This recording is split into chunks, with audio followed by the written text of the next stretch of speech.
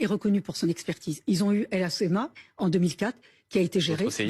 D'ailleurs, le roi à ce moment-là, au bout de 3 jours, parce que vous êtes obligé d'attendre une stabilité en termes de réplique sismique, il est allé sur place, il a mis son bureau délocalisé là-bas, jusqu'à ce qu'au dernier habitant soit relogé et que la zone soit reconstruite. Donc il n'y a pas d'étonnement à avoir sur le fait que le roi soit silencieux depuis vendredi soir.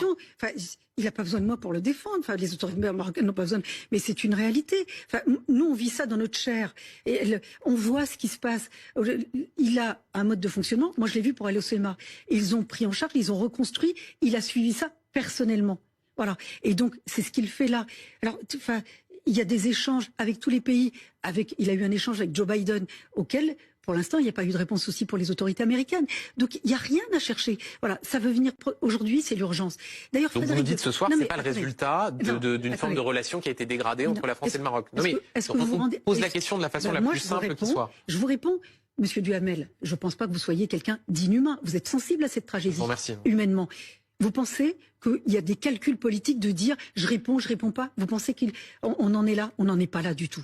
Et là aujourd'hui, que se passe-t-il? Il y a de l'aide internationale qui arrive en fonction des évaluations, des besoins et des urgences. Et ça, c'est les autorités marocaines, c'est un pays souverain qui coordonne cette action. D'ailleurs, tout à l'heure, Frédéric de Saint-Cernin, qui est quand même président d'une ONG, disait on voulait intervenir au Népal dans un